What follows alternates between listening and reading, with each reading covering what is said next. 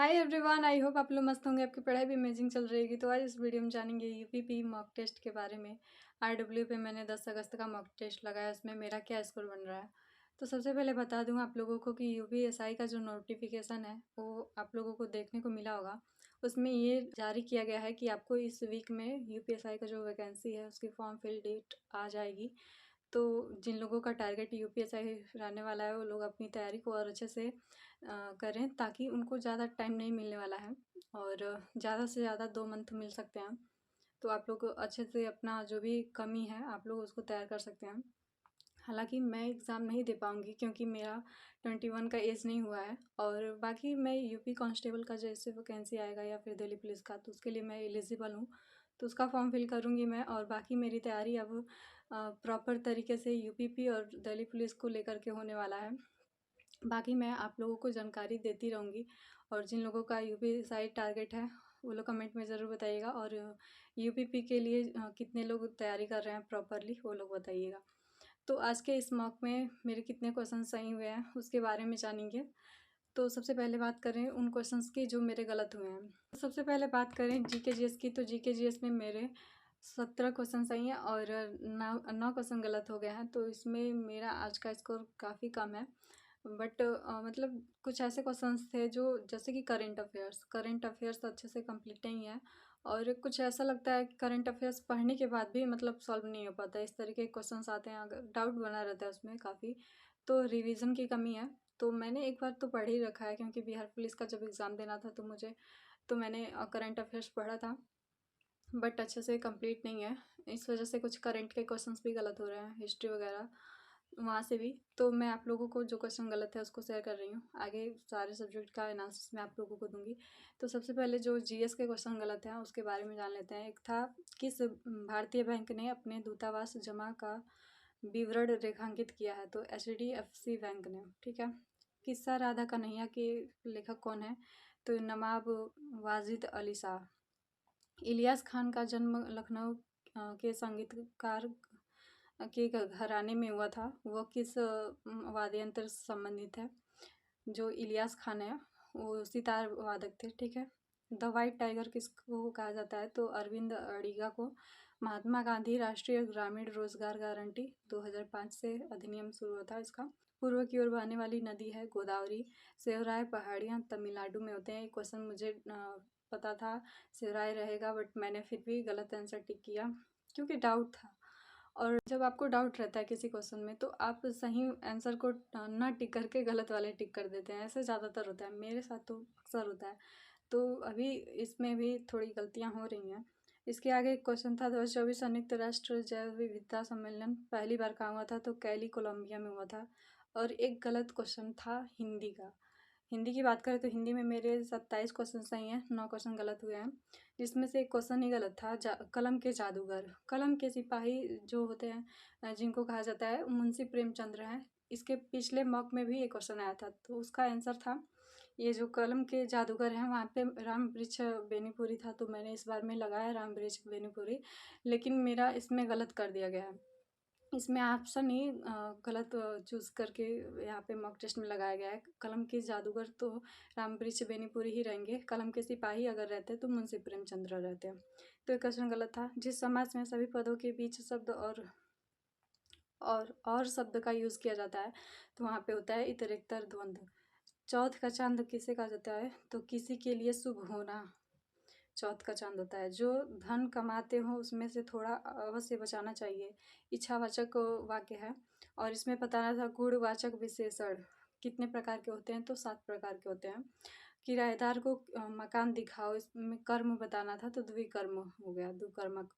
और एक छंद बताना था, छंद में मतलब काउंट करके बताना होता है, तो हरि गीतिका थी। तो इसमें मुझे काउंट करने में गलती हो गया था, इसकी वजह से मैंने गलत आंसर कर दिया। पराग का पर्याय बताना था, तो सुगंध होता है। जल संचय वह है जिसमें इसमें फिल इन द ब्लैंक्स था, तो इसको करना था गद्यांश वाला।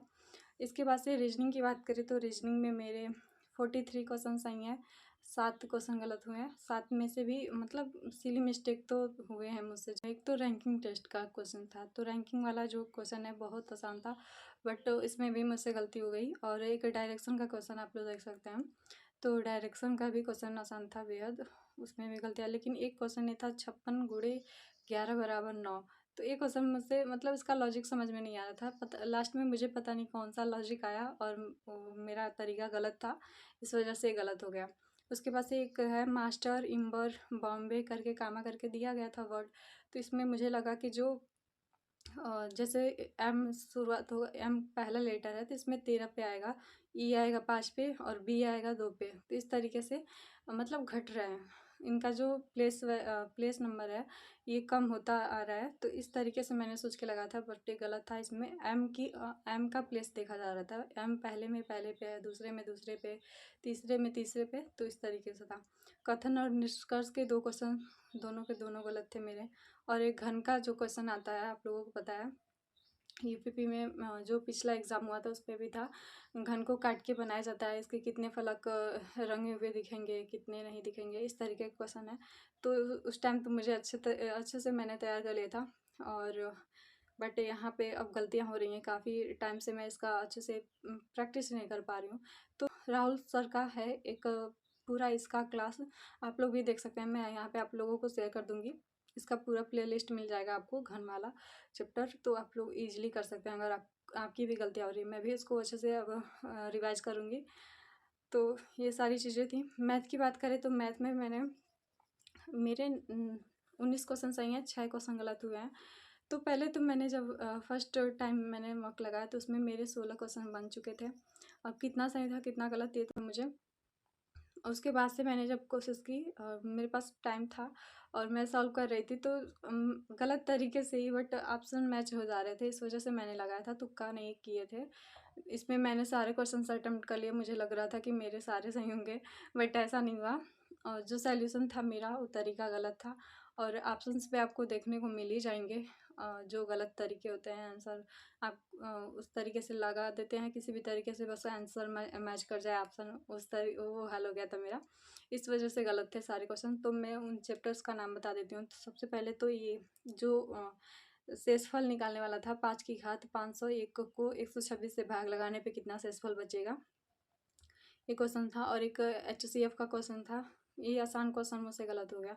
फिर एक ही तरह के 2 क्वेश्चन थे इसमें, 1 माइनस 1/2 करके इसमें बताना था, 1/10 इसका आंसर आया था। इससे 2 क्वेश्चन थे, एक क्वेश्चन गलत था मेरा, एक क्वेश्चन सही था। और एक इसमें था मिक्सचर एलिगेशन का, तो ये क्वेश्चन मुझसे गलती से गलत हुआ था, लास्ट में मैंने उसका लास्ट में जाके मेरा आंसर गलत हो गया था ध्यान नहीं देने की वजह से। और बोट एंड स्ट्रीम, ये क्वेश्चन भी गलत हुआ है। और एक बेलनाकार स्तंभ का वक्र पृष्ठ वाला क्वेश्चन जो था एडवांस मैथ का, ये गलत था। तो ये सारी चीज़ें थी जो गलत हुई हैं मुझसे, और अब विशेष करके इन सारी चीज़ों पे ध्यान देना है, प्रॉपरली अच्छे से पढ़ाई करनी है अपनी, क्योंकि अब मुझे यूपी कांस्टेबल और दिल्ली पुलिस कांस्टेबल के लिए ही मतलब तैयारी करनी होगी। तो इन सब पे विशेष ध्यान देना है मुझे, और जो टॉपिक मुझसे या आप लोगों से गलतियाँ हो रही हैं उस पर काम करना पड़ेगा। बिना काम किए स्कोर बढ़ने वाला नहीं है। तो जो भी आप मॉक टेस्ट लगा रहे हैं उसका अच्छे से एनालिसिस कीजिए, कौन सा क्वेश्चन आपके डाउट में था, कौन से क्वेश्चन आपसे बिल्कुल भी नहीं आ रहे हैं, और किस तरीके के क्वेश्चन आपसे बार बार गलत हो रहे हैं, उस पर ध्यान देना। जो बार बार गलत हो रहा है उस पर तो आपको ज़्यादा ही ध्यान देना है, क्योंकि अगर हर बार वही गलतियाँ हो रही हैं तो इसका मतलब आप मॉक का अच्छे से एनालिसिस नहीं कर रहे हैं, उस पर काम नहीं कर रहे हैं। तो मॉक टेस्ट बस लगाते नहीं रहना है, स्कोर नहीं देखना है कि कितना आ रहा है कितना आ रहा है, बस यही नहीं करना है आपको, एनालिसिस करिए अच्छे से, उस पर काम भी करिए। 1 वीक का आपको टाइम मिलता है मॉक टेस्ट लगाने के बाद। तो ये सारा तो गलत होता नहीं है, जो टॉपिक गलत हो रहा है बस उसी को तो कंप्लीट करना है, कि आगे अगले उन्हीं सब टॉपिक से फिर से मॉक में बनाया जाता है। तो अगर आप मॉक का अच्छे से एनालिसिस करके उस पर काम करते हैं तो स्कोर अच्छा होने वाला है। मैं भी अब अच्छे से करने वाली हूँ, क्योंकि यूपी कांस्टेबल का भी नोटिफिकेशन जल्द से जल्द जारी हो सकता है, उस पर भी टाइम नहीं बचेगा और ज़्यादा टाइम नहीं मिलने वाला है। तो पिछली बार का जो हाल है वो इस बार भी ना हो जाए, इसकी वजह से अच्छे से तैयारी करनी है, जो भी कमी है उसको दूर करना है। तो टोटल स्कोर की बात करें तो मेरा टोटल स्कोर जो है इसमें 196 नंबर मेरा बना था, निगेटिव मार्किंग को हटा करके। तो आप लोगों को कितना स्कोर बना है आप लोग भी कमेंट में ज़रूर बता दीजिएगा। तो आज का मेरा यही स्कोर था, मिलता है नेक्स्ट वीडियो में, टेक केयर, बाय।